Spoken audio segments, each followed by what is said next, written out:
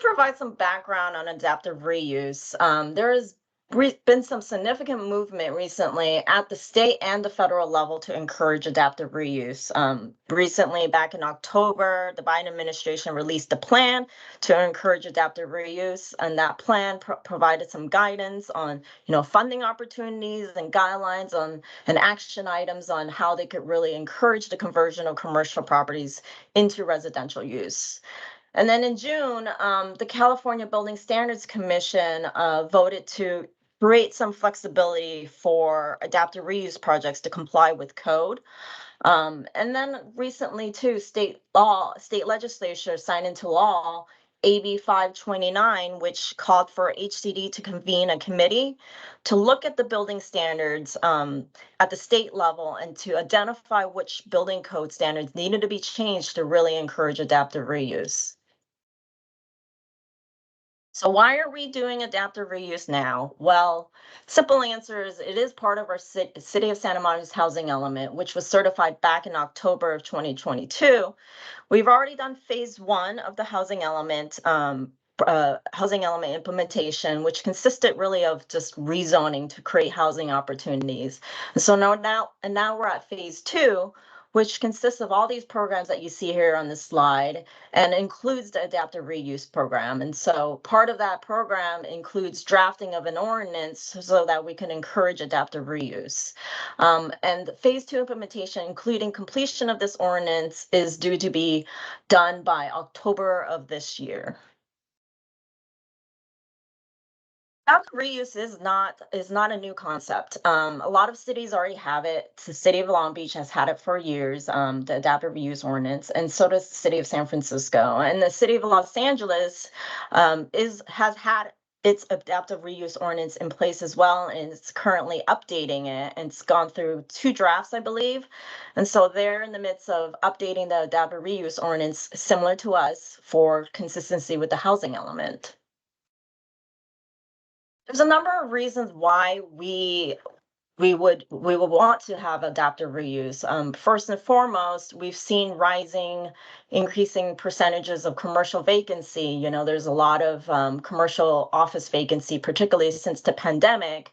And with these empty office buildings comes the opportunity to really provide increased housing opportunities. And so, this is the perfect segue for that.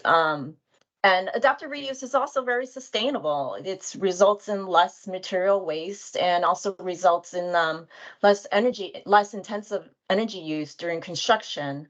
And adaptive reuse preserves historic buildings. However, there are a number of barriers to adaptive reuse. First and foremost, and that we must consider is financial cost, including construction costs. In a lot of cases, residential rents might not be high enough to really make up for the current office rents. In addition, there might be costly and significant repair and renovation costs to bring the building up to code. And it is also if the building is not vacant, let's say you have an office building and it's not entirely vacant, it might be very expensive to buy out the remaining tenants because you need that empty office building in order to convert it. And in the case of the city, Class A office space is really valued in the city, and so it might cost a lot to buy out some of these remaining tenants. Also, in terms of construction costs, it might actually be more cost effective to demolish the existing building and then build it at a greater density. Excuse me. Especially if the conversion cost, from office to residential is much greater than just the ground up construction cost.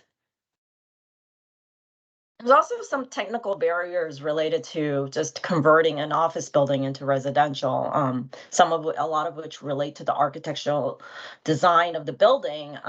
For example, some office buildings have some large office plates or floor plates, and really limits their access to light and air.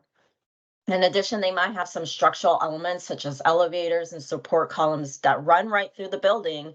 And these vertical structural elements might be very difficult to design residential around. You also have some mechanical and plumbing systems that would need to be installed in commercial office buildings, and it might not be easily, done in an office building to to get to all residential units. In addition, there might be some structural deficiencies of the building, as well as some potential contamination of the building that needs to be remediated before turning it into a residential use. This might include things like asbestos, lead-based paint, or if the site itself is contaminated with soil or groundwater contamination. Excuse me.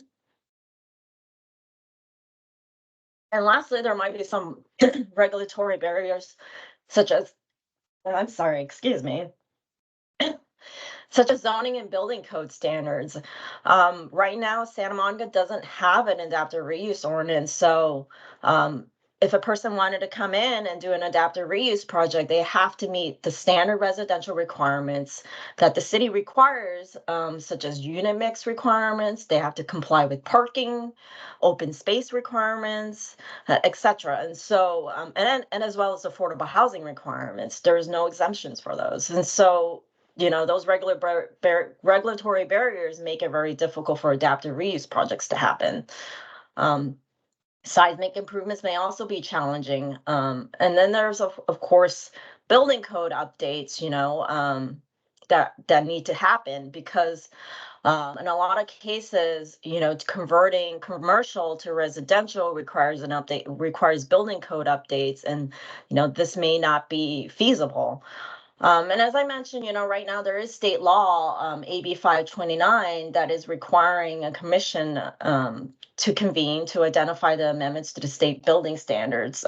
So that's supposed to happen no later than December 31st, 2025. And of course, amendments to the building code would happen thereafter. But for right now, I think, the city of Santa Monica, what we're focusing on is really this addressing the regulatory barriers in terms of zoning. So in terms of we've identified what barriers there are to adaptive reuse.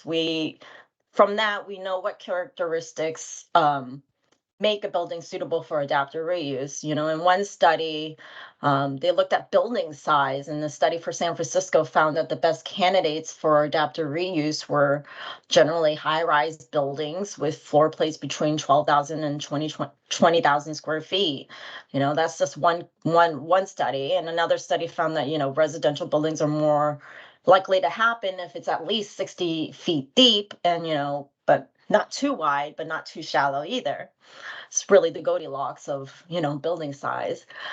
And then, of course, for construction type, both steel and concrete buildings can be converted to residential. Additionally, additional floors can also be built on top of shorter commercial buildings. And also buildings with repetitive floor plates that are kind of the same throughout make it easier to route utility systems. And so if you have buildings like that, that might be more apt to adaptive reuse. And we talked about vacancy a little bit, about how, in order to really adaptively use a building, it needs to be vacant, of course. And so buildings with more than 50% vacancy are, of course, more likely to be adaptive reuse because you don't have to buy out as many tenants. And then building age is a factor as well. Older buildings are more likely to be converted because their uses might be obsolete. But then on the other hand, as we discussed, building code, there may be building code upgrade issues as well as contamination issues. Here's some typical examples of office to residential building conversions that we've seen across LA. These are 3 examples that were pulled by our financial economic consultants, HRNA. As you can see here, these are typically larger office buildings, that have turned into residential. So moving forward into what the city's adaptive reuse strategy looks like, as I said, our goal is to really remove zoning barriers to adaptive reuse and incentivize adaptive reuse projects for housing.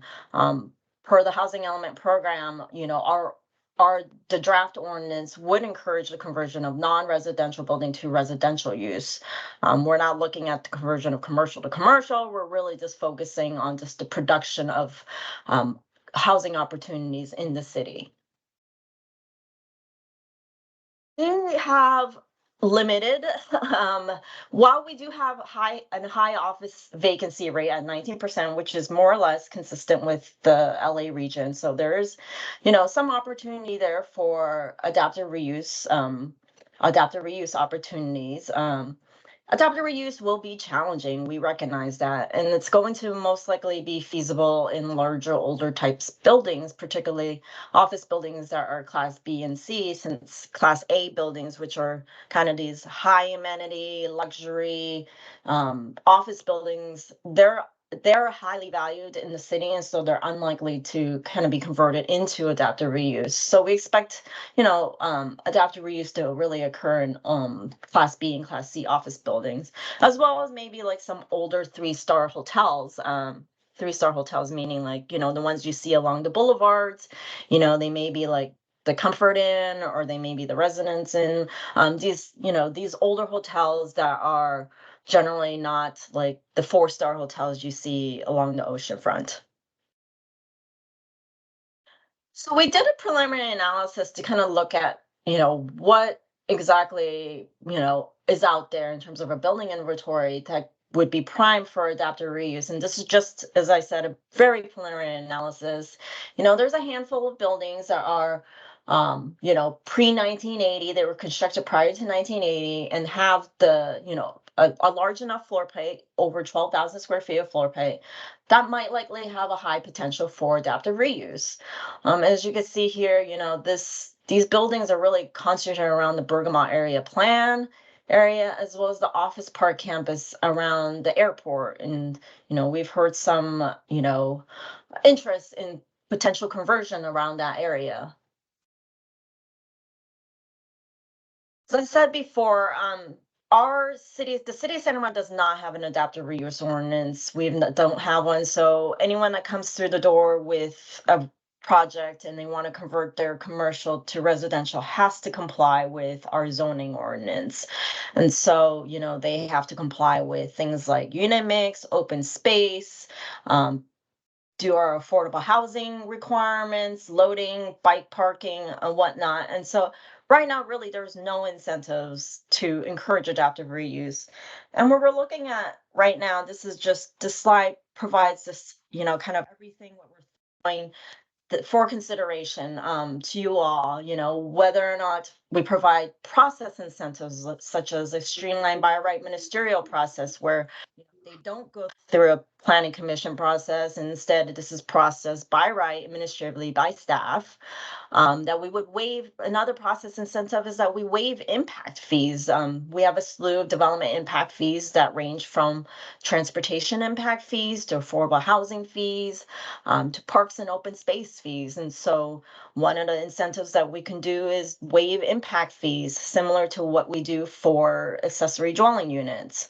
Another thing to consider that is, possibly waiving design review, as well as allowing some allowances for building additions. So if someone comes in and proposes adaptive reuse project, they could possibly add one floor or two floors, or, a certain threshold of square footage addition that they can add to this adaptive reuse project.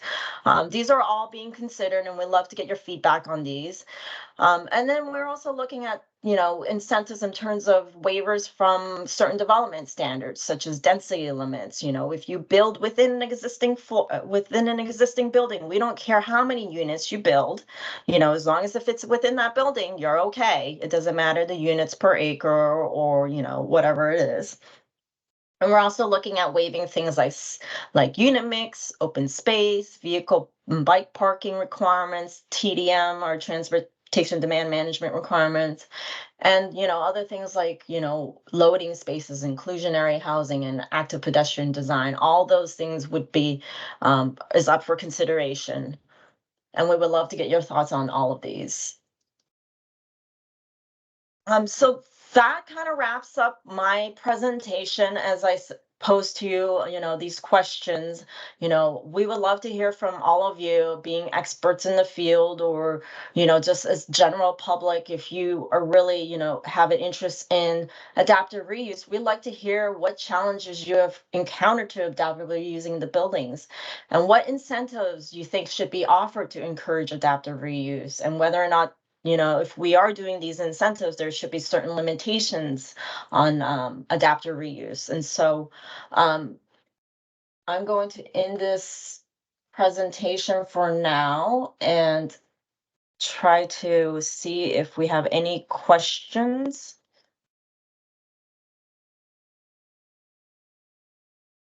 or comments. Raised hand, chats.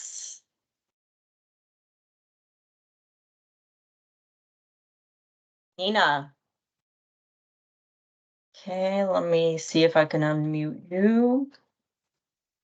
Can There you go. unmute me. Yeah, perfect. Thought I'd break the ice. I Thank had you one so much. question. At the beginning, you reminded us that we were talking about zoning for different new types of housing types. And basically, are you thinking of adaptive reuse as a new kind of housing type? Or are you thinking that these different kinds of housing types could also be applied? Like, are there more layers of change coming, is basically what I'm asking. Well, there is a work underway to kind of redo our housing types classification, and Jing could talk a little bit further about that. But the adaptive reuse ordinance would be focused on allowing the conversion of commercial use to any of the allowed residential use types that we would have in the city. Okay, that makes sense. Does that make I sense? have I have one other question about inclusionary housing. Theoretically, I would think that these adaptive reuses would be less expensive than new construction. So wouldn't it actually be an opportunity for deed restricted housing? Or am I thinking about it wrong? Well, not necessarily. We've actually heard anecdotally that it is sometimes way more expensive to do the conversion because of the code upgrades, building code upgrades, and so forth. And, I think the city of LA actually recently just did an economic study that showed that inclusionary and affordable housing was not feasible in their, modeling that they did. And so, what we are considering is the possibility of waiving inclusionary housing requirements as part of this adaptive reuse ordinance, but that is just up for discussion. But what we've heard anecdotally from, experts in the field is that it is very expensive to include inclusionary into adaptive reuse projects. Wow, okay, thank you. Those were my questions. Great, thank you. And Mark? Hi, thank you. Good presentation. Two questions. One, is this deck available anywhere for download? And number two, yes. Go ahead. I'm sorry. And where would that be? I will post it in the chat. We'll be posting on our housing element update website, and then we'll send you the link to that in the chat. That'd be great. Following up on Nina's question, if in fact, the only thing the state is really measuring us on is affordable housing. The market rate housing is something that we normally exceed without actually even thinking about it. So if this only applies to market rate housing, why would this be given any kind of priority, especially for waiving of developer fees, since the build out of infrastructure is so critical in the city. Just 1 mile of sewer or water is a $2 million proposition. So if in fact this doesn't contribute to meeting our affordable housing goals, where would this be as a priority? Well, that's an excellent question. I think it's in a lot of ways, we haven't decided anything yet. Certainly, even if inclusionary can't be folded into the project, we can certainly look at not waiving them from the affordable housing impact fee. So that's also, again, this is all still up for discussion. And the second thing is, these conversions could also happen in areas that, part of the city's housing element strategy is also fair housing. And so, we do see a fair bit of smaller commercial buildings in, high opportunity areas, and perhaps increasing housing opportunities in areas that are normally not, that doesn't have housing, is one thing.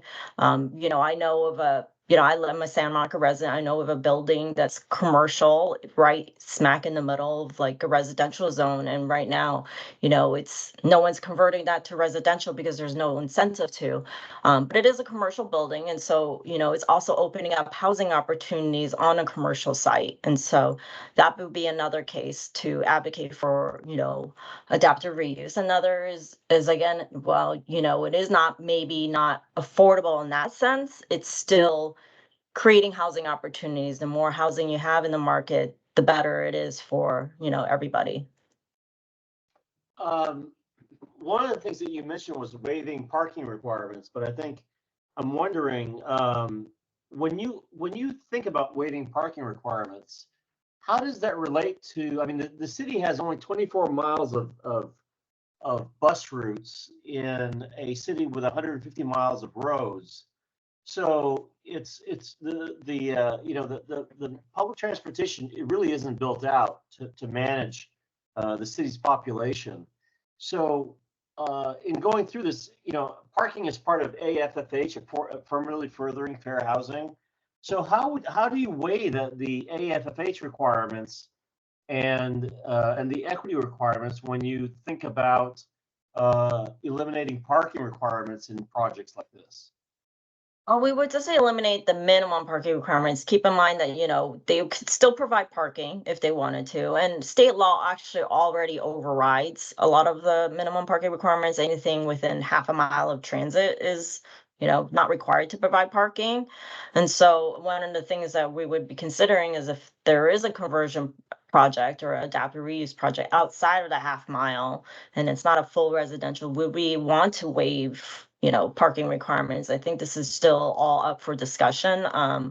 We haven't committed to anything yet. But it would be, again, like an incentive to encourage adaptive reuse. Rachel, I think I would jump. I was Oh, on your website to try and find this deck, and you posted a link to the entire website. Is there a place on this website that I can find this deck? Yeah, we will post it after this presentation. And Jing, did you want to jump in and answer the question?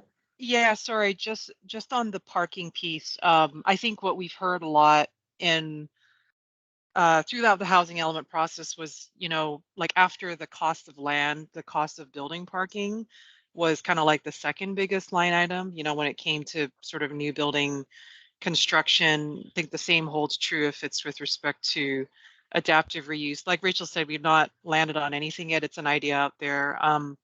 Almost all of the city is within that half mile of a major transit stop radius. So per state law, the city cannot impose minimum parking requirements. So it covers a very substantial chunk of the city, but from a parking perspective, it's on there for consideration because it's kind of what we have heard through the process. And then on the website piece, I put that link in there. It's not posted yet. It will be posted after the meeting. So that's why you're not seeing it there yet, along with, kind of a title for this workshop. Fantastic. Yeah, I mean, from an AFFH perspective, which is, eliminating barriers to opportunity, there's kind of an inherent conflict between not providing parking and the ability to, to have a car to access opportunities. So anyways, all right, thank you. Appreciate your comments, Mark. And then so Kathy had a question. Have there been any conversions reused from commercial housing already in Santa Monica? Jing, I don't know. I think I know of a lot of old historic to hotel, like the 710 Wilshire, but the only one I know of from commercial to housing is the one on 2nd Street at the corner, I believe. I think that brick building. Well, that was actually housing to, it was the other way around. Oh, okay. Oh, Yeah, okay. yeah, no, actually, I was about to say, I don't think we're aware of Right. like, it might go back further. I'm just thinking in recent memory, at least since I've been with the city for, almost 20 years, I can't recall a project where we had a commercial to residential conversion. But it doesn't mean maybe further back than that there was one. We're just, in recent memory, not been aware of that. Yeah, and again, I think it's because we just simply don't have an adaptive reuse ordinance that provided any incentives to do so. So, um, Karen,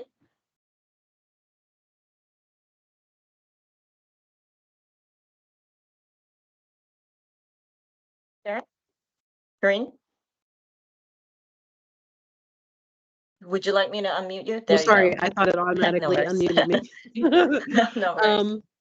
Yeah, Karin here. Yeah, All right, I sorry, was I just wondering about the apologize. process. Oh, no problem. I was just wondering about the process for the city of Santa Monica. So for example, in the city of LA, in order to change the actual zoning, it's going to be community plan by community plan, and the downtown one itself is, taken, I don't know, 10 years and it's still not done. So they found a faster route by having an ordinance. And I was just wondering how that would work in Santa Monica, and if the time, what the timing is projected to be. Is that like a 1-year thing, a 5-year thing, a 10-year thing, kind of thing? Right. So that's actually it's a good question. I did not share the last slide because I was waiting on kind of the end of this, but let me just share this last slide. So that's an excellent question. So right now, so it would be an adaptive reuse ordinance, and right now, this would apply what we're thinking. And one of the questions I guess that we posed is would you want to apply this ordinance citywide? Right now, I think we're thinking it would, given that residential use is allowed.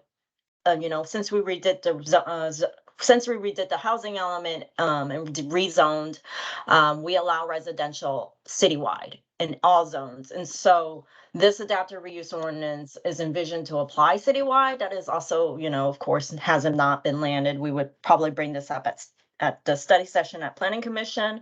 However, the adaptive reuse ordinance would come into play anytime someone's proposing a conversion of a commercial to residential use in any district or in any zone. So in terms of the next steps, we're envisioning some technical working group sessions with, a core group of, stakeholders, experts in the field, and just anyone who has a really genuine interest in this, to working out the details and the logistics of the zoning ordinance, of the adaptive reuse ordinance.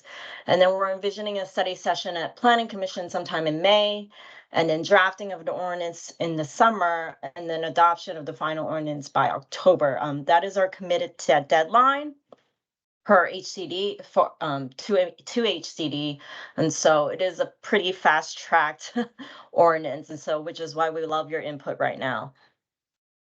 Well, I love your fast track.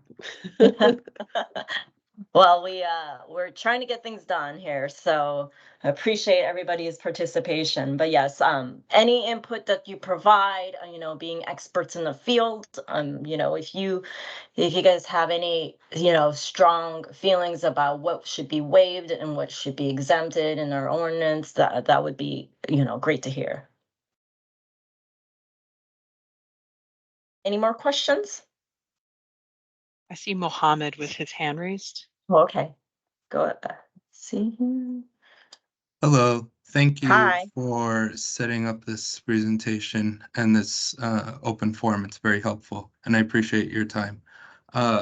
I've been doing a lot of conversion studies throughout California, and LA is probably the toughest one for a couple of reasons, and I'd like to pass some of the difficulties to help you guys as well. The first one being the ordinance about the seismic upgrades and the seismic retrofits. That there's just a minimum 10% change of use to any building, and that triggers mandatory 75% seismic upgrades, which is a very big cost because most of these buildings already have to be abated. So the cost of the seismic upgrades essentially adds a significant amount of strain to the developer's budget, making it really difficult for anyone to want to buy the buildings that are on market right now. So that's what we're seeing right now as being the main killer of most of these projects. The second one that helped us too was what LA did with the adaptive reuse ordinance, the unified developments. So a lot of projects or a lot of project sites that had existing buildings, whether historic or just standard, on site also had opportunity for extra FAR to, propose a new project, whether it be residential, hotel, office, etc.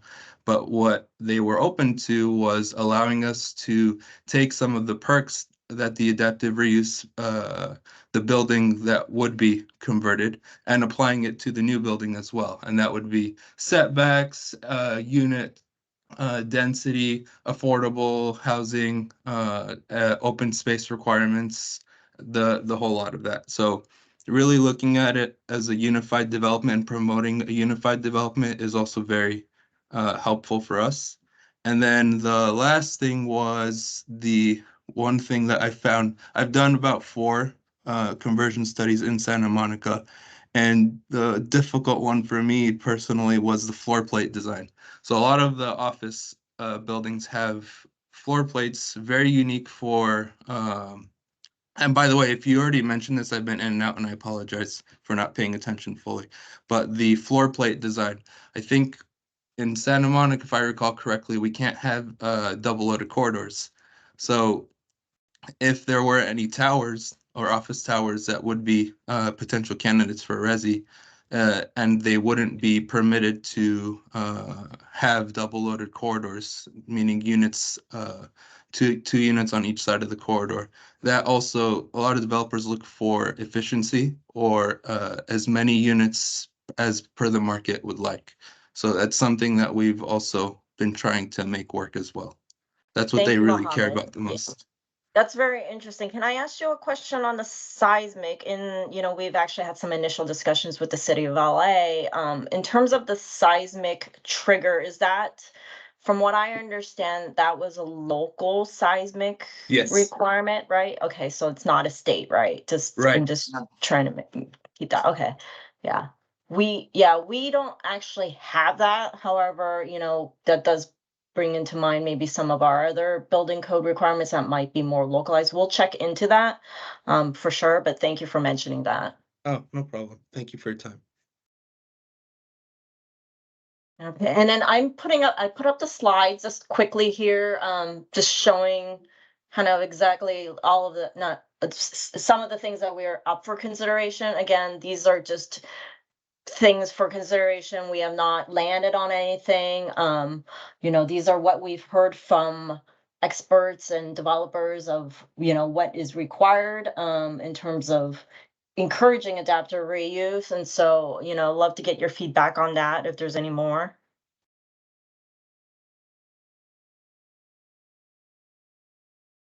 And then of course, there is if you have any feedback on this too, there is that housing updates at santamonica.gov. You can also submit comments through that email and we'll happily take those as well.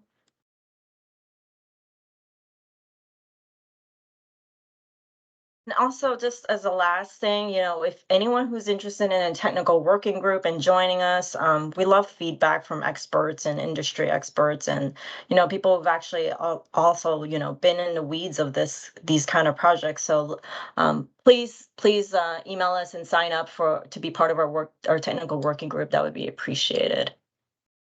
Looks like Karine and Christina. Hi, yeah. Oh, so my question is about partial occupancies. One of the things that doesn't work, and primarily because of what I believe it was Mohammed was just talking about, is in the city of LA, there's the automatic, on most buildings at least, a seismic upgrade that's triggered. So if you have, say, a 10-story building and 3 or 4 stories still have office, and the idea is, well, let's just put residential in the remaining floors, or make the building mixed use. that doesn't really work when you have to seismically upgrade the entire building. So a real benefit of Santa Monica and some other cities is that if they don't have that trigger, it allows a partial conversion more viable. So then there's other hurdles there, but I think that considering how a partial conversion can occur would be great to kind of add to the plate of the incentives or how we think about these projects. Yeah, that's a good point. Yeah, I've heard from I've heard from someone else that they had recently from another city that they actually had someone come in and propose a partial conversion, but it was not permitted. And so that you bring up an interesting point that if a building was partially vacant, perhaps they would want to just do a partial conversion and not a full conversion. So we'll take a look at that. I'm not aware, unless Jing, you're aware of anything that would trigger, just a complete upgrade, a seismic building code upgrade if it was a partial, but I don't think we have anything in our building code that says that, right? Yeah, I'm not aware of that, but I think part of this process is, as you're hearing Rachel say, I think the zoning piece is not quite as challenging at tackling the kind of like building code and fire Right. code pieces, and kind of like, Yeah. really understanding like the technical aspects of it. Our building official and fire marshal are going to be an integral part of this process. Yeah, and we plan on, of course, working with our building code officials and our building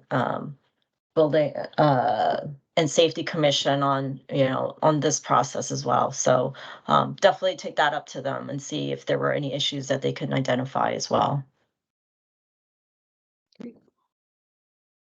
And I think I we had, see. I see Roberto, but Christina, you had your hand up before. Was it Christina? Right? Yeah, I thought I saw Christina Yes, Ungurianu. Yeah. Yes. Karen asked my question. Oh, Okay. okay. Perfect. Roberto? Yeah. Yes, hello. Great presentation and looking forward to seeing how this comes to fruition. I have one question and is the city of I have two questions. First question, is the city in Santa Monica tracking kind of the statewide adaptive reuse bill?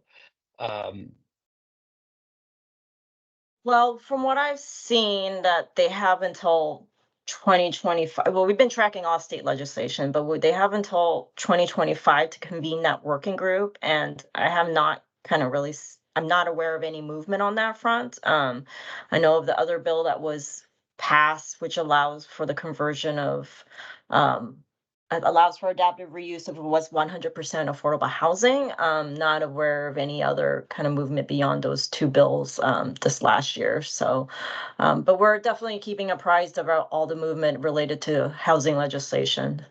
Yeah, I'm referring to the Haney bill. I can't remember the number, 15 something.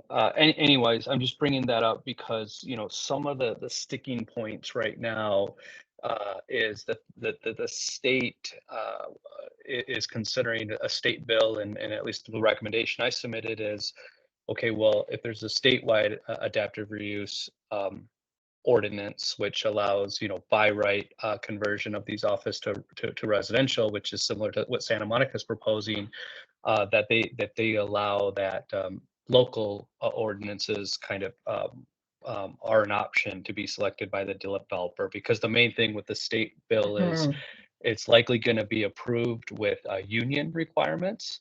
And it's not that I'm opposed to union requirements. I just think that every local jurisdiction has a better idea on how to, promote housing in their neighborhood. And while the state is well intended, if they do trump, say, a local adaptive reuse ordinance, and they do mandate union requirements, prevailing wage, then that could be counterproductive. So I would encourage the city of Santa Monica to look into the Haney bill, and also to, because you're spending resources, time and resources, and to create a voice that's saying, hey, we want to have control of our local ordinances or local adaptive reuse. So that's one thing, and I'm happy to join a working group, and I can share that link to the Haney bill.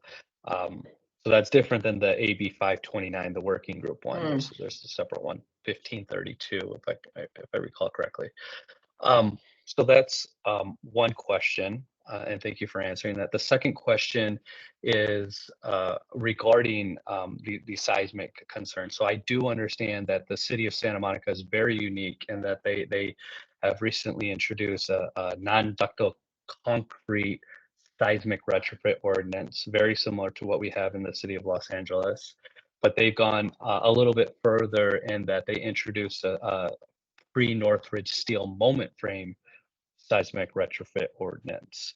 And one thing that I would encourage for city planning is to say, hey, we understand we have these other ordinances, but adaptive reuse can be kind of a tool that will help us strengthen these vulnerable buildings. So my real question though, regarding that topic is the city of Santa Monica educating the building owners that they are at legal risk since those ordinances have been passed? Meaning if an earthquake were to happen and anyone would be, say, harmed in their buildings, owners, that there's that case law, the Paso Robles case law, in which the building owners are found liable. So it doesn't mean that they're safe until 25 years to comply or whatever the ordinance says, but that because an ordinance been passed, if anyone gets hurt at any time, that they likely will be found liable. Right. Yeah. Thank you for that. I mean, I didn't really make, but yes, you're right in terms of there is a connection with encouraging adaptive reuse that in effect would, hopefully, line up with our seismic retrofit program. We do have a seismic retrofit program, as you had mentioned, and Jane, you can jump in as you want. But what I know of the program is that there are kind of 4 different building types of the seismic retrofit program, and all of the 4 building types have different deadlines for seismic retrofit. And so the first batch of, I think, the most vulnerable structures, they were given a deadline, and then now there's I think a deadline for the soft story, one that's due in I believe 2026 or something. But there is a program, and yeah, what is it, Jane?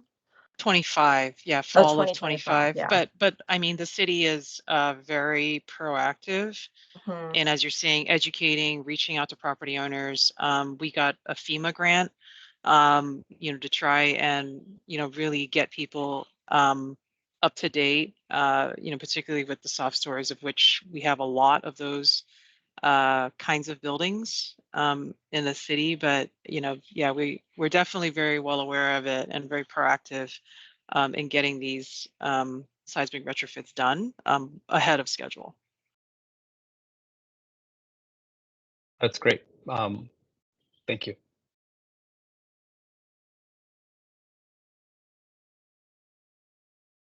Any more questions? And Jim, while you look to see if there's any more questions, I'm just going to put up the slide again with the email that has the housing updates email on it. If you feel like you want to join any of our technical working group sessions, please send an email to housingupdates@santamonica.gov. Again, this is a very fast-tracked ordinance. We have until October to complete this, and so if you have any further questions, feel free to email us at this email address as well. Rachel, I just want to highlight in the chat, there was a comment from Mark Verville as we were taking questions here, just that we need infrastructure to address increased density. Waiving of development fees would not be a good idea given amount of upgrades the city needs to make. So I just wanted to make sure everybody heard that comment.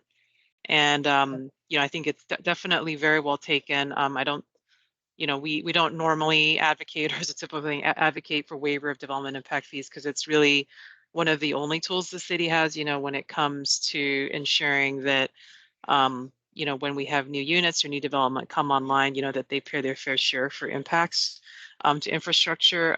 Ultimately, I think when we bring this to council and sort of talk through the policy options, it is ultimately a council policy decision, as to the level of priority this is, just for example, like ADUs, really by state law, we're not able to charge impact fees, but the city council did waive, like for some SB9 units as an example, like they felt that was important to try and prioritize, and so there's like certain waivers in a limited basis for those kinds of projects. So there will definitely be that kind of analysis that will be presented to the city council, and ultimately it will be their policy decision. Right, yeah, and they can choose to waive all fees, some fees or not, no fees at Right. all. So again, this is just very much, in the works, and, that's why feedback is important.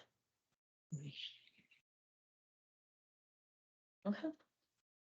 Again, we will post this presentation online on that website, and then have, any future meetings as well. We'll post on that website just so everyone can be notified. If you have further questions, feel free to email us. But thank you all tonight for your attendance at tonight's presentation. Thank you. Thank you. Bye. Thank you.